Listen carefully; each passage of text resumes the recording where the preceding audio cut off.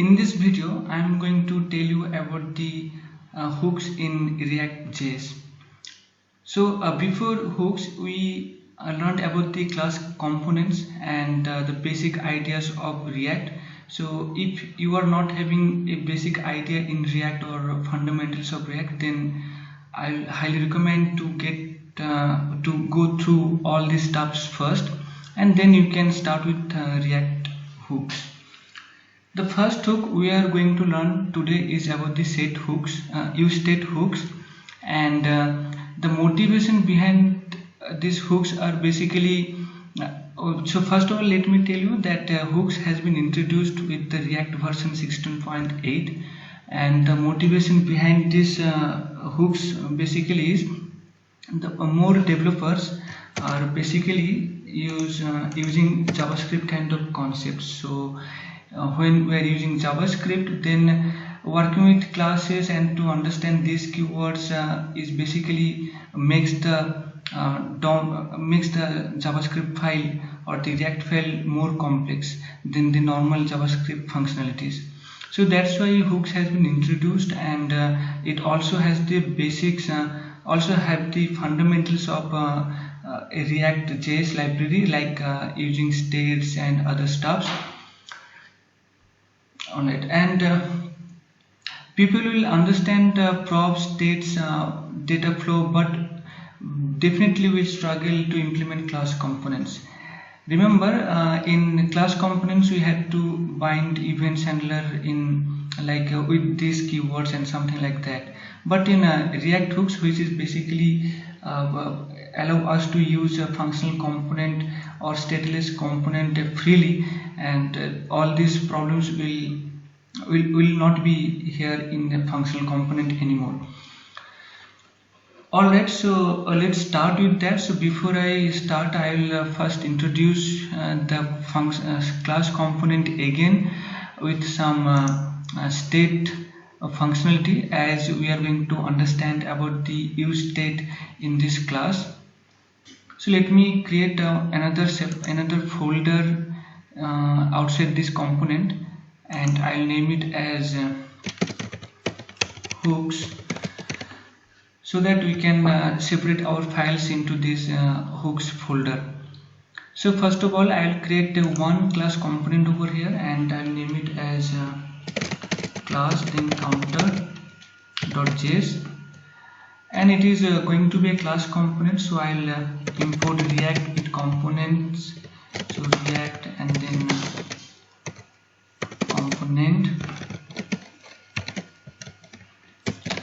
from React.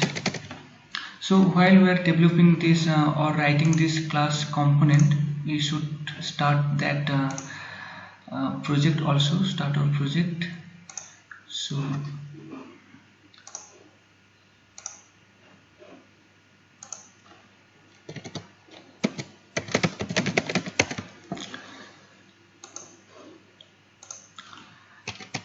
now I will define a class over here. So type class and class counter,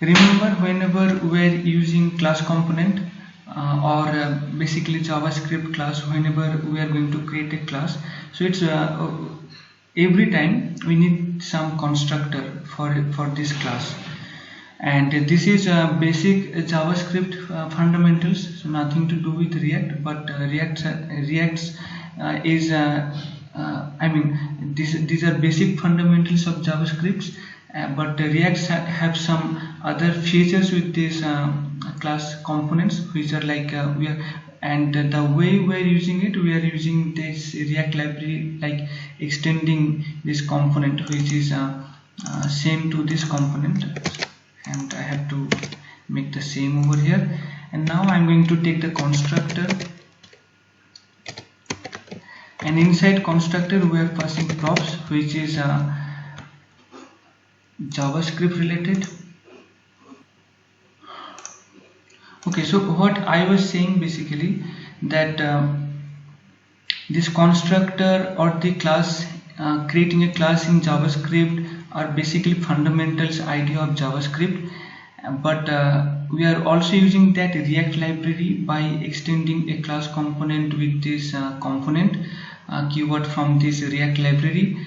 And also the constructor is a basic fundamental of JavaScript, but whenever we are using props, that props is from the React library. And then again we need super over here, so I'll type super and props like this, and after that I'll use state. So this dot state, which is an object, so I'll make it empty for the moment. Now remember, we can use other properties over here, like instead of using state object we can definitely use any other kind of name over here. So this dot my object kind of stuff, and we can have values in this object. Also we can use this dot name some string value also, which is equals to some string, empty string for the moment.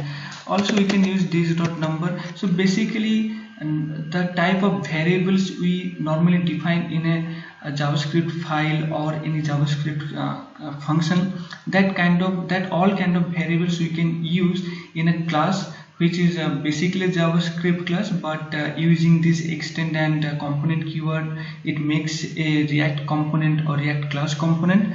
But we can definitely use other variables using this keyword, like this dot my number equals to some number over here, like 390, something like that. So we can definitely use this kind of other names or other kind of variable names, but we are using this dot state because whenever we are rendering a class component and whenever we are updating the data inside this class component, that return function or the render method needs to re-render. So that's why we are using this dot state, and this dot state is defined under this React.js library, which basically tells that okay, this state has been updated or have some new keys or have some new values over here. So we need to execute the render method again. So I'll write over here the render method, and inside this render method I'll type return, which is so render is a function like other JavaScript classes. Like whenever we create a JavaScript class, we and inside that class, if we want to have some function, we don't write function with function keyword like this, or also we don't write it like normal ES6 syntaxes, like constant render equals to arrow function like that. So for that we use basically normal render with functional parentheses with these blocks, and then I'll provide a button over here, and in this button I'm going to have some function like on click.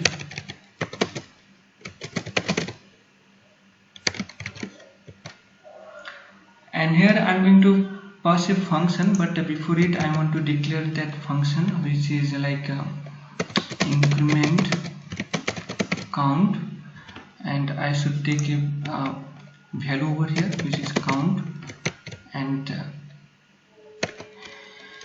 value is set to 0 right now. Increment count is a function, and then it's an arrow function, and inside this arrow function I'm going to update this state. So this dot set state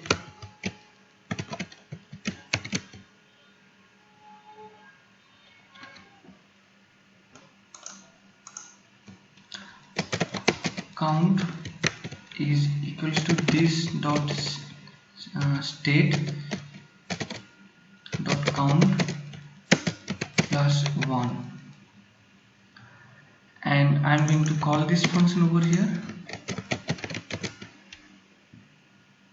and here I'm going to display that count this dot state dot count,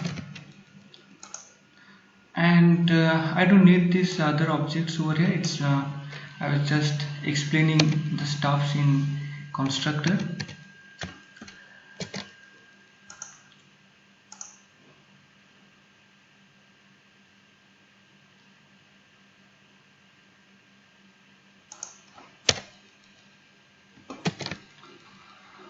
Alright, now I will call this component in my app.js file.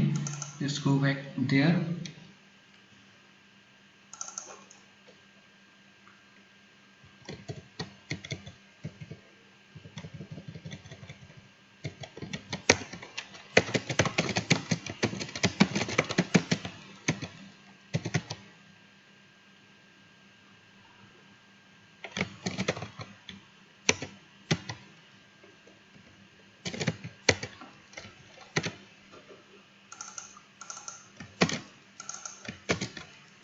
Alright, so I have imported this class counter in my app.js.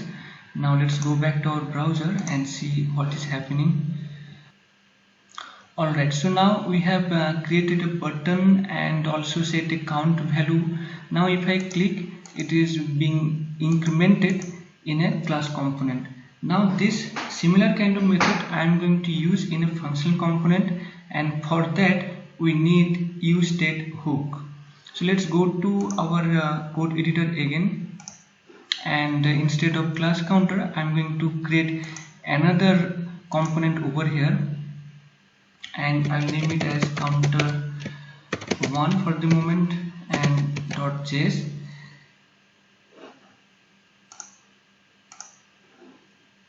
It will be a functional component, so I'll let me copy all this stuff from over here and I'll make it a functional component. So I don't need this component over here,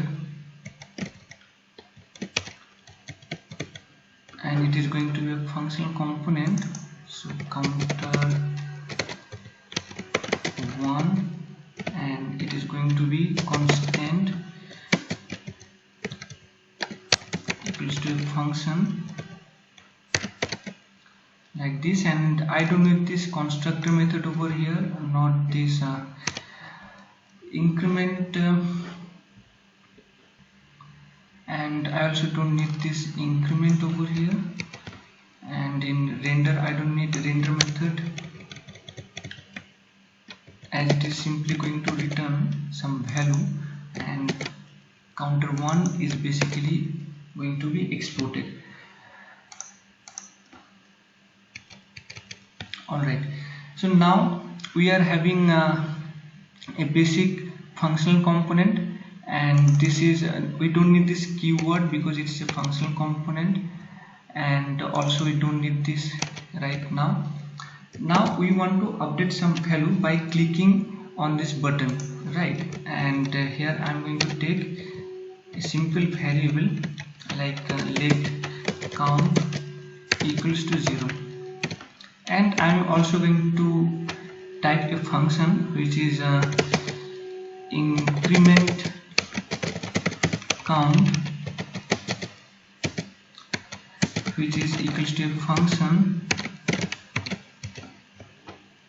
and obviously it's a function, then I'll type a constant over here, and inside here I'm going to update this count like with one value equals to count plus 1, and by on click I'm going to call this function over here like this, and I'm going to call this class in my app.js.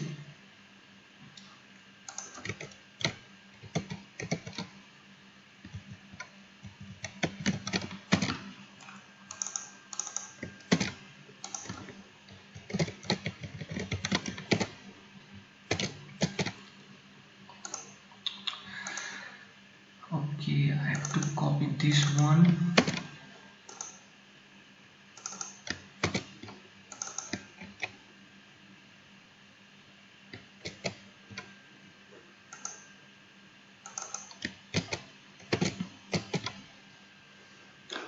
Alright, so let's go back to our browser again.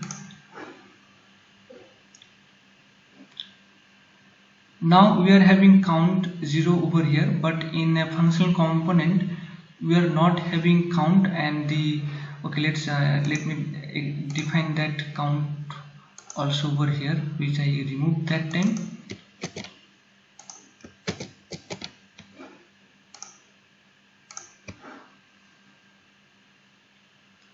Alright, now in both the components having count, and we are also rendering both components.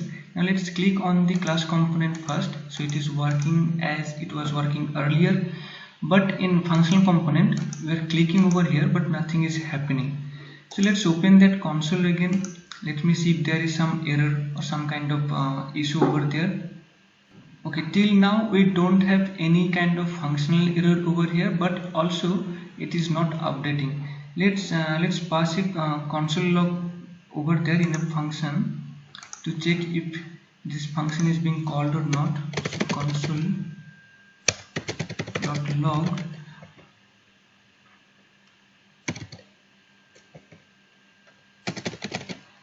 Great job.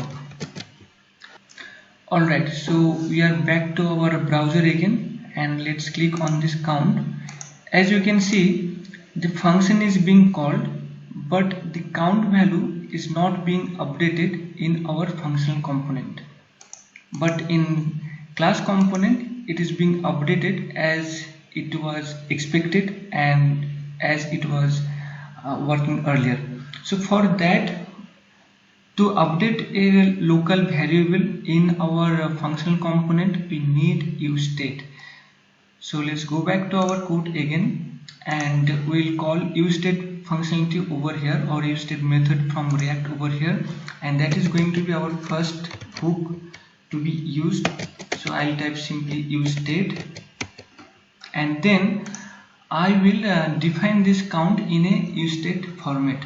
So let me tell you what is useState format first, and then I will explain why this kind of format React team has been created. So first of all, I will take a variable over here. I will take constant, and then I will take an array, the structuring of array, which will have the first value count and second value is a set count. You can choose any name over here. You can select count or set count or any other kind of name like my count or this count, anything you want to use. This is totally depending on you, what you are going to develop. But after that you should have this equal sign, and then we are going to use useState like this, and inside useState method, that parenthesis, we need to pass some value. It may be a null object.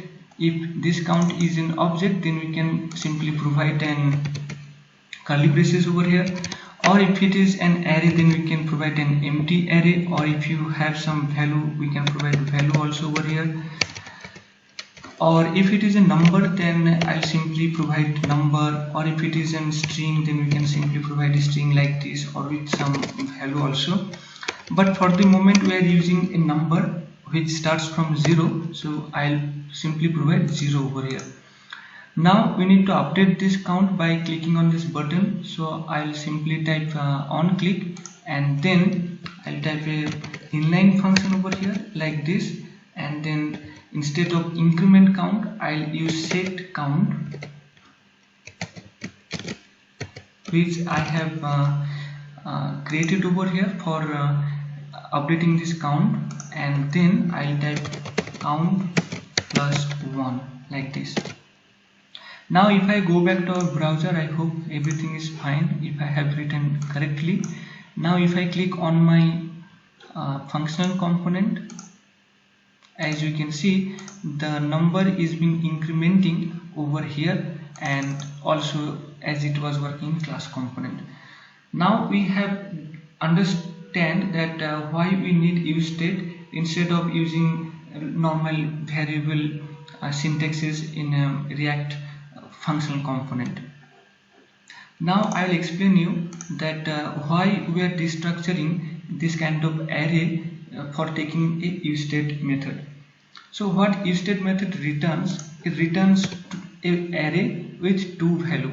So in the zero index, so if I'm typing a new constant or new variable like this, so constant my number equals to useState, and initially it is 0, then basically we need to provide two more fields over here. First field is the variable like this count, and which is going to be equals to my number, and then the index of 0. And secondly, if I am using a function, or by default which React provides, so set number, and which is going to my number, and the index is 1. So if we are not using array destructuring like this, then we have to write this 3 line of code for each variables. So what is happening over here? Whenever we are using useState using this React.js, that React.js understands, okay, so this is a useState method, or which first index should be a normal variable which will have some value, like it can be object, it can be an array, it can be number, string, or boolean, anything. And the second argument of or the second index should have, or maybe the in the coding language, the first index should have this should have a function which basically tells that if it is updating or not. So instead of using this 3 line of code, we are using 1 line of code, and that is destructuring this useState functionality, and this is what inside the code of useState functionality. That's why we need count and set count method together whenever we are using useState. And the reason behind we are using useState is basically we want to update the local variable or the variable which already placed in our component, and we also want to show that update value of that variable in our render method, or in our file rendering method. So that's why we are using useState, just like same with the state method in class component. But if you are already set not to update any local variables, then you can use normal variable, like I previously used one simple variable like name, which equals to some value like this, and it will be remain same all over the function. So we cannot update this name from this function. Alright, so that is the basic of the useState functionality. Now I am going to tell you more details about the useState functionality, which is like if for so this is basic kind of stuff which we are updating a number by clicking some button. But from now I am going to update some input field, like what we did in our class counter. Let me show you one more example over here also. If we are using any input kind of field, so input type text, value is basically, let me have this normal, nothing over here right now. And then if I go back to our browser,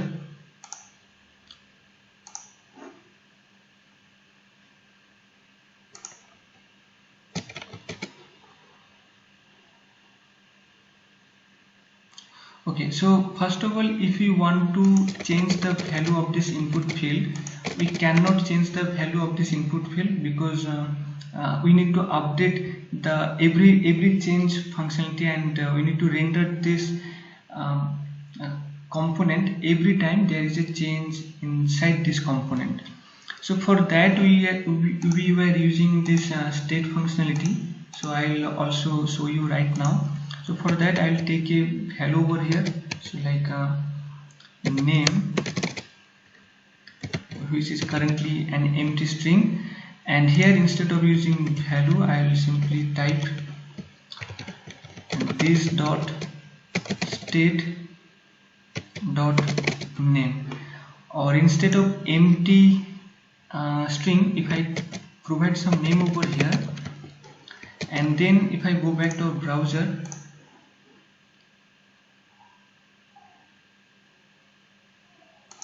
we cannot change this name. I'm trying to remove this name, but I'm unable to remove, and also I'm unable to change this value of this input field. For that we are going to use set state method again. For that we need to add on change over here,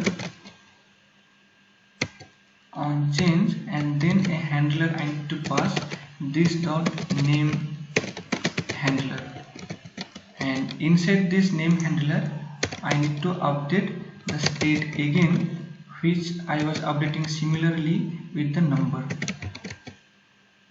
So I'll simply copy this line of code over here, and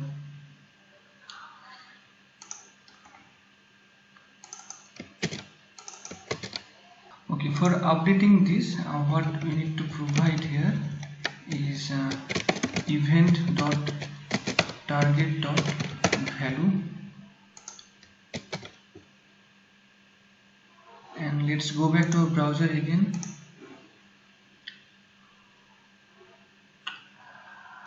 Okay,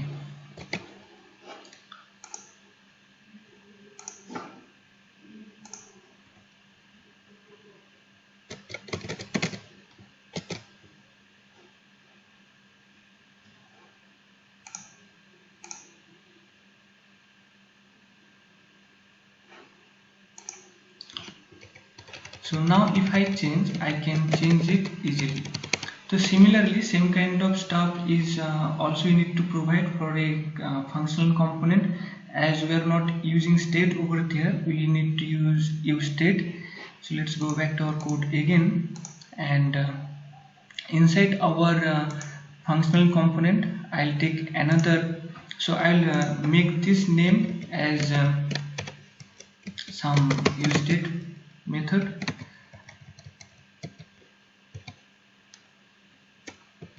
and then similarly I'm going to provide another set of functionality. So set name, and then it is going to be an useState. So useState, so initially it is going to be a name which is Subhajit right now, and to update this name I need an input field over here. So input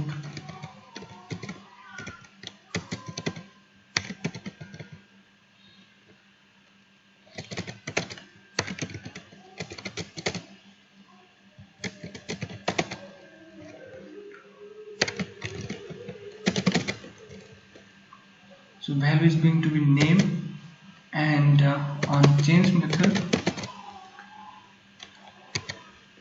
I'm simply going to change the name. So first of all I'll pass the event from here, and then set name function method, and that is going to be e dot target dot value.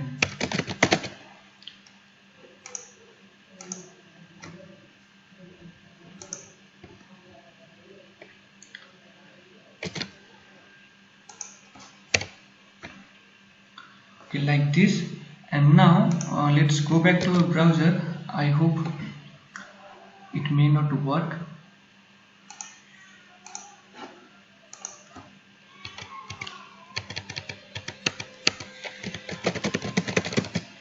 Alright, so it is working as expected, and that is how we are going to update a input type field. And now in next, okay, so now it is updating like it was updating in class component. So similarly it is being updated over here.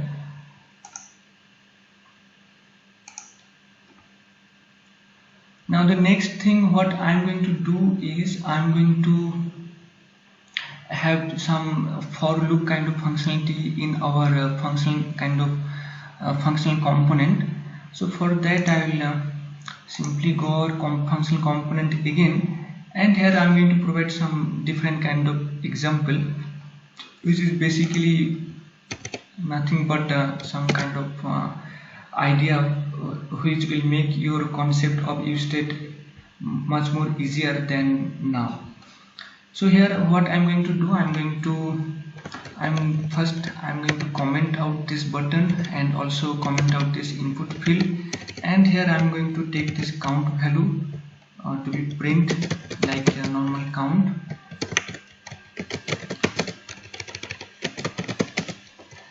And I want to increment this number, or also I want to decrement this number using the if state kind of method. So for that what I am going to do, I am going to provide two buttons over here.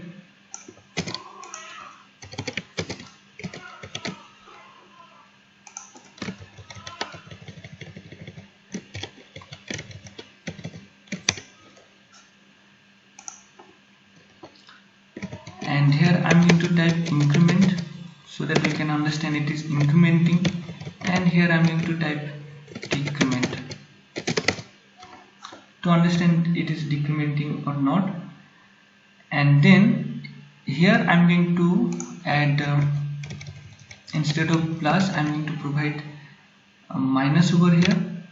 Now let's go back to our browser, let's see what it is returning. Okay, so now we have two buttons, one is increment, one is decrement. Let's increment it first. Okay, it is incrementing. As you can see, I am incrementing one, it is updating all the three values.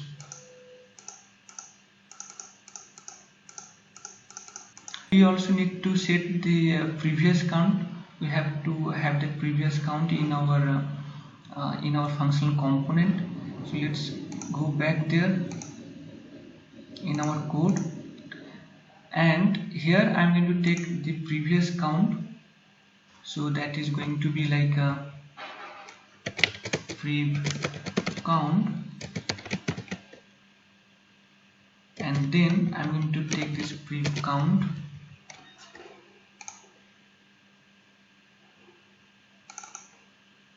over here, and then I am decrementing one over here. Similar for this count also, I'll simply copy this line of code over there.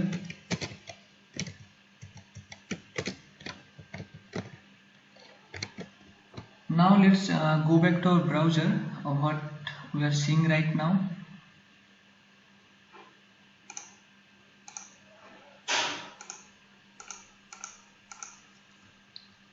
Okay, so now it is also incrementing the every count over here, but what I am going to do over here is I am going to increment this count for 5 times at the moment. So for that I am going to have a button over here,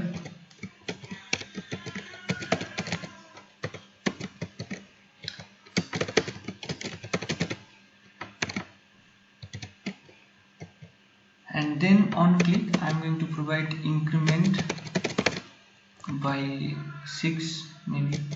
So I am going to increment the 6 times of a number of this count, and here I am going to simply type increment 6. So we have already stored this previous count whenever we are updating this set count method. Now I am going to provide a reset button over here, so that it will take the initial count and reset everything. So button over here, and it will have on click,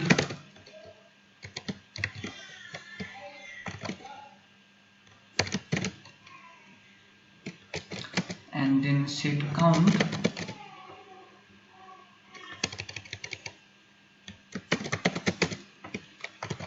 Now if I want to go back to previous count, then I need to provide some variable over here, which is like again constant, which will have the initial count value, which is equals to 0,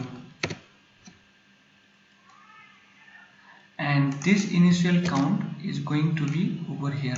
So it can be 0, 5, anything, but whatever it is, it should be the initial over here. Now I'll simply type reset, and set count is going to be initial count again, and simply I'll paste the initial count over here, and this basically set this count to initial. Now we have written a button for increment 6 times in normal count. So I'll take this function over function name, and I'll define this function over here, and I'll define this function over here, constant increment 6, then equals to the arrow function, and then here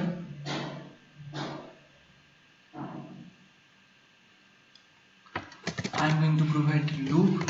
So for loop, and let I equals to 0, I less than 6, as I'm going to update for 6 times, and then I plus plus, and inside loop I'm going to update this set count with previous value. Alright, now let's go back to our code.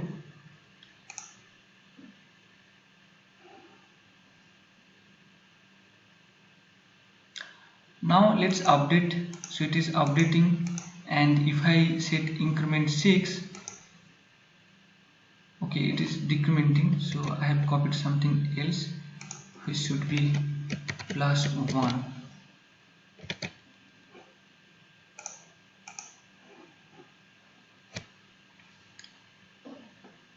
Now let's increment it first. So it is now incremented by 6 times, and also I'm updating or decrement it by 1 times also, and again if I press 6, it is updating by 6 times. Now if I press reset, it is going back to 0 again.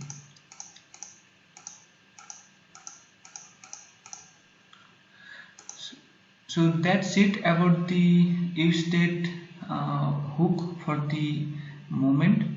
I'll end this video over here, and in our next class we are going to learn more deeply about this use state functionality, that is for updating some forms or some kind of objects. That is also important, and after that we'll move to our use effect hooks. And so till now, thanks for watching this video, and thanks for having with this class.